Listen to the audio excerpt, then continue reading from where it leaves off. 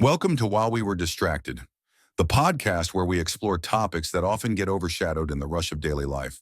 I want you to picture something for a second.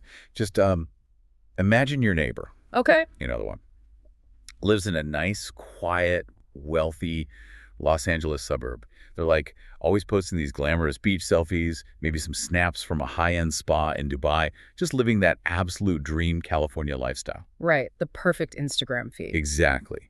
And then, imagine finding out that between those spa appointments and beach days, that exact same neighbor was allegedly coordinating the sale of millions of rounds of ammunition to a devastating war zone. Yeah, it sounds like a totally jarring juxtaposition, but it actually perfectly illustrates the modern reality of the shadow economy. It really does. You know, you have the pristine, manicured lawns of Southern California intersecting directly with the incredibly dark, high-stakes mechanics of international arms trafficking. And that intersection is the core mission of our deep dive today. We are going to unpack the completely shocking arrest of an alleged international arms dealer who was operating literally right out of a townhouse in Woodland Hills, California. It's wild. We've pulled together a stack of recent, incredibly detailed reporting from the BBC, the LA Times, and Los Angeles Magazine for this one.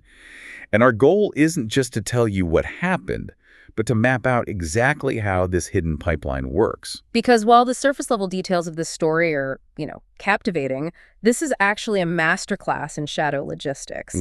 It gives us a very real, very sobering window into the exact mechanisms being used to evade international sanctions and physically move military hardware across the globe. Right. So let's set the scene with the inciting incident. Saturday night, April 18th, 2026. The location is Los Angeles International Airport. The FBI's Iran counterintelligence squad moves in and arrests a 44-year-old woman named Shamim Mafi just as she's about to board a flight to Turkey. And, to understand the sheer gravity of a federal counterintelligence squad swarming an LAX terminal, we have to look at her trajectory. Yeah, her background is fascinating. According to the court documents, Mafi was born in Iran, emigrated to Istanbul in 2013, and then moved to Los Angeles, securing a U.S. green card in 2016. She sets up her life in this Tony Woodland Hills townhouse right in the heart of Los Angeles's Iranian community. But the accusations against her are just staggering. Federal prosecutors allege she was actively working for Iran's Ministry of Intelligence and Security, that's known as MOS. Right. She even allegedly told the FBI her first husband was a MOS officer, and her job was to broker massive international deals for drones, bombs, and ammunition. So, okay, let's unpack this. Yeah, let's do. Because my first reaction reading these sources was just trying to figure out the timeline. The reporting from Los Angeles Magazine says she has been under federal surveillance since 2021. Yes. If you're the FBI and you know someone is allegedly running a dark web of global logistics out of the San Fernando Valley, how do you let them operate for over 2 years before moving in? Well, that goes to the fundamental difference between standard law enforcement and counterintelligence. If a regular police officer sees a crime in progress, the goal is immediate interdiction, stop the crime. But in counterintelligence, the strategy is often to watch and wait in order to map out the entire ecosystem. Ah, so they're playing the long game. Exactly. You don't just want to pull one weed, you want to find the whole root system. If the FBI arrests her in 2021, they shut down one node. But the Iranian intelligence apparatus simply activates another broker the very next day. Right, that makes sense. By monitoring her communications over years, they gather just a treasure trove of intelligence. They map the shell companies, they identify the overseas banking contacts, and they trace the physical shipping routes. Wow, so they are essentially using her as a tracker to illuminate the entire hidden network. Precisely. And while they were watching, she was leaving this surreal social media trail. The photos, yeah. The reports note she would post pictures posing with assault rifles at the offices of an arms supplier in Turkey, followed immediately by, candid shots from a med spa in Dubai. Or glamorous photos on the beach in Los Angeles. She was literally operating a massive illicit supply chain in plain sight. She really was. Which brings us to the actual hardware she was moving. Because living a double life on Instagram is one thing, but successfully exporting heavy military equipment while dodging the United States government is a massive logistical nightmare. We're talking about a $70 million deal. That's 60 million euros. Right. with the Sudanese armed forces. And the inventory list is a staggering projection of military force. I mean, the contract included 55,000 bomb fuses, airdrop dump bombs, and literally millions of rounds of ammunition. Just massive quantities. And some of these weapons, the sources note, actually arrived in Sudan from China, which highlights that this wasn't just a bilateral transaction. She was coordinating a multinational supply chain. But the centerpiece of this entire $70 million contract was for Quds Mohajer 6 drones. And these aren't the kind of drones you buy at a consumer electronics store and carry in a backpack. No, absolutely not. These are the exact same heavy-duty military drones that Iran has been supplying to Russia for the war in Ukraine. Yeah, they have a wingspan of roughly 10 meters. They're capable of long-range surveillance and carrying laser-guided munitions. Wow. Moving a fleet of Mohajer 6 drones requires shipping massive ground control stations, communication antennas, and the disassembled aircraft themselves. You know, you have to create fake cargo manifests, mislabel shipping containers, and navigate oceanic shipping lanes without triggering an interdiction by the U.S. Navy or allied forces. And that is just the physical movement of the goods. Paying for it's a whole different hurdle. Oh, yeah. The money trail is where the mechanics get completely wild. The court documents include direct quotes from her WhatsApp messages with a Sudanese weapons broker in July of 2024. Right. She's dictating the terms of a multi-million-dollar arms deal over a smartphone app, writing in a quote, "It should be in small amounts." Later she says, "In Turkey, we can just accept an exchange, and it should be in cash." What's fascinating here is the sheer financial gymnastics required to clear a transaction of that size outside the traditional banking system. Right, because you can't just wire $70 million. Exactly. When you buy a coffee, a network like Visa checks the transaction against global sanctions lists in milliseconds. To avoid that exact millisecond check, Mafi had to build an entirely parallel analog financial universe.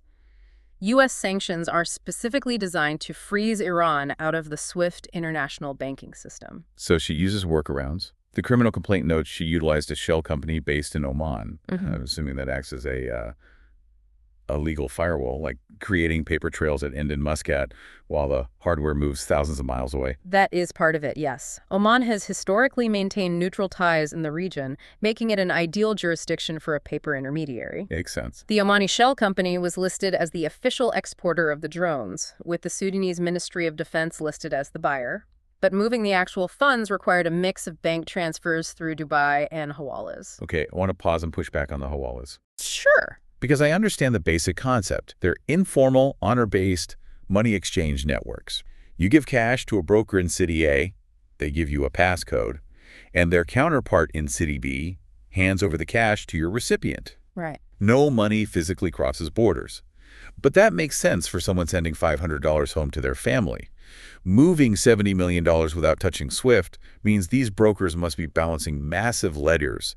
How do they clear that kind of volume without tipping off local economies? That is the critical distinction. At the multi-million-dollar level, hawala networks rely heavily on trade-based money laundering. Oh, okay. The brokers aren't just passing cash back and forth. They're balancing their massive ledgers by shipping physical goods. A broker in Dubai might buy $10 million worth of high-end electronics or gold, ship it to a counterpart in another country, and that counterpart sells the goods locally to generate the cash needed to pay the arms supplier. Wow. So it's essentially a permanent rolling bar tab between international syndicates that is settled in physical cargo and favors rather than digital currency. That is an excellent way to conceptualize it. It's entirely decoupled from Western financial oversight. And yet, for all of that complex ledger balancing, the final mile of these transactions can be incredibly crude. Distinctly low-tech. Yeah.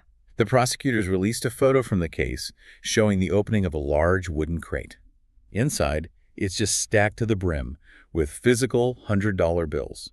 Millions of dollars, in cash, in a literal wooden box. It's hard to believe. When you're operating in the shadow economy, no matter how sophisticated the laser-guided drones are, cash is still the ultimate untraceable asset. But, securing the financing and arranging the shipping containers only matters if you can actually finalize the deal with the supplier. Right. And in this case, the supplier was the Iranian state apparatus. Which introduces an incredible logistical roadblock. And here's where it gets really interesting. It does. Mafi, the architect of this massive shadow deal, organizes a trip for a Sudanese military delegation to travel to Tehran. The goal is for them to inspect the 55,000 bomb fuses before finalizing the purchase. So she arranges the flights, the delegation lands in Tehran, but Malfi couldn't actually accompany her own clients inside the facility. Because the manufacturing facility is run by the Islamic Revolutionary Guard Corps, the IRGC. And the IRGC simply does not permit women inside its facility. She was forced to send a man in her place to finalize the inspection of the weapons she was selling. Yeah. I'm trying to wrap my head around that power dynamic. Yeah. She is powerful enough to orchestrate a $70 million international arms deal, navigate global sanctions, and coordinate military delegations. But she literally isn't allowed to walk into the room to look at her own product because of her gender. It reveals a profound ideological bottleneck within authoritarian shadow economies.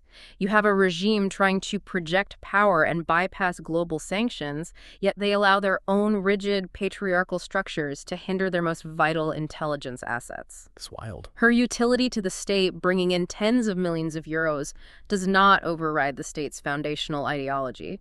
The rules of gender segregation remain absolute, even when it complicates their own illicit supply chains. It's a fascinating vulnerability.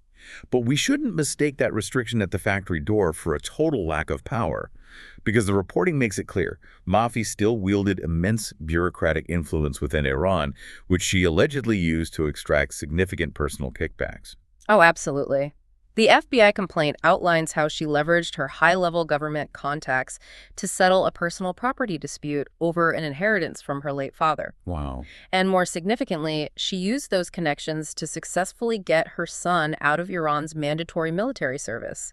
In a heavily militarized state, securing a draft exemption requires serious political capital. And she flexed that capital internationally as well. Mm-hmm. She allegedly used her network to help a Turkish arms supplier, the same one she posed with on social media, by the way, secure a coveted spot at the S8 show, which is a massive defense industry trade show held in Las Vegas. Right. So she's pulling bureaucratic strings in Tehran, Istanbul, and Nevada. But shifting from the mechanics of the deal to the physical movement of these weapons, we have to look at where this hardware is actually going. Yes. The destination is the grim reality underlying all of this logistical maneuvering. These weapons were destined for Sudan, a country that has been engulfed in a horrific civil war for the past 3 years. The scale of the humanitarian crisis in Sudan is just staggering. It's a brutal conflict between the Sudanese army and the paramilitary Rapid Support Forces, or RSF. Mm-hmm. The UN considers it the world's worst humanitarian crisis right now, with over 100,000 people dead and millions displaced. And this war is being actively fueled by a flood of foreign weapons.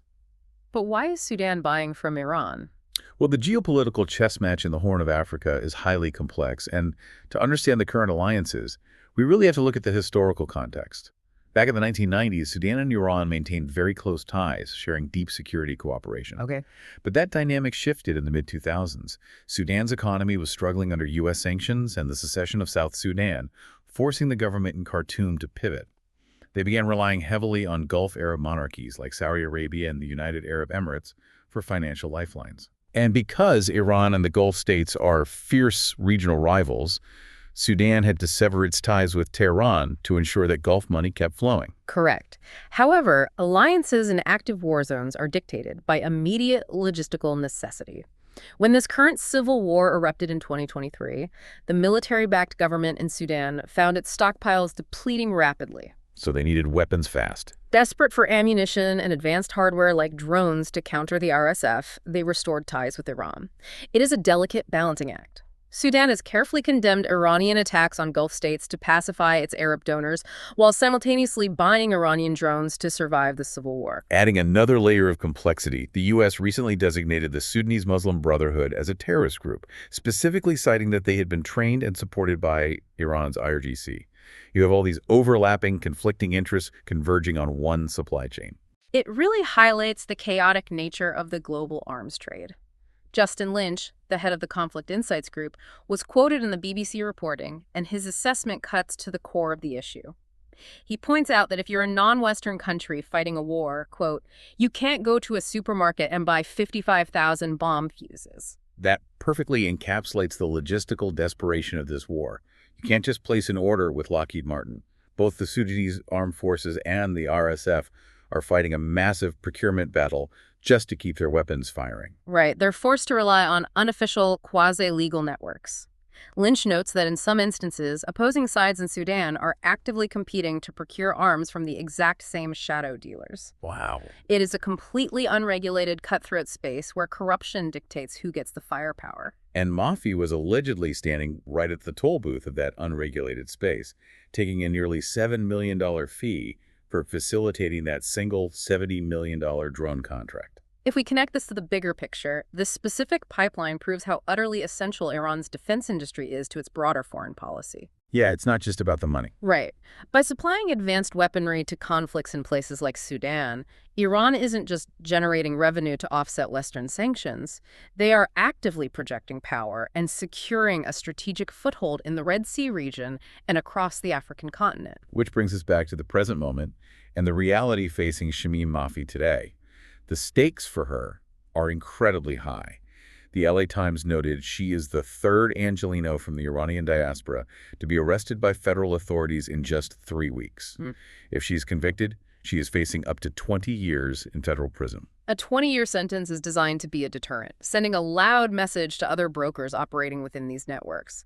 But the most crucial detail in the entire FBI complaint is what happened right after the handcuffs went on at LAX. Right, the moment she realized the scope of the intelligence the FBI had gathered over those 2 years. Exactly. Upon her arrest, Mafi allegedly told the FBI that she could provide them with, quote, extensive information about the Iranian financial system and money laundering channels used by the government of Iran. Wow. She immediately offered to decode the very network she helped build. Yes. She knows exactly how the multi-million-dollar hawalas clear their books, where the Omani shell companies are registered, and who is approving the deals inside the IRGC. She holds the structural blueprints to the shadow economy. It really suggests that the value of her arrest isn't just in stopping the flow of weapons to Sudan, but in the actionable intelligence she possesses about the broader mechanisms of Iranian sanctions evasion. So what does this all mean? Throughout this deep dive, we've looked at the staggering logistics of shipping heavy drones, the analog networks balancing millions in trade-based money laundering, and the devastating human toll in Sudan. But bringing it back to you, the listener, it's a stark reminder that global conflicts aren't abstract events happening an ocean away. The logistics, the financing, and the masterminds coordinating these wars might be operating out of a quiet townhouse in your own city. The legitimate global economy and the shadow economy are intimately intertwined. This case pulls back the curtain on exactly how those two worlds intersect, using our own financial and physical infrastructure against us. Which leaves us with one final provocative thought to mull over. We know the FBI was mapping Mafi's network, monitoring her WhatsApp messages and shipping routes since 2021. Right. They waited years before they finally grabbed her at the airport. And now, sitting in federal custody, she's offering the U.S. government the ultimate roadmap to Iran's financial workarounds. This raises the question, was the FBI's goal simply to stop one woman's weapons pipeline to the Red Sea? Or was it bigger? Right. Or was Mafi the Trojan horse the U.S. government has been patiently waiting for all along, the vital node they needed to capture to finally dismantle Iran's entire global financial network? The next time you look at that neighbor posting a beach selfie, you might just wonder what kind of ledgers they are really balancing. Don't forget to like and subscribe for the next episode on While We Were Distracted.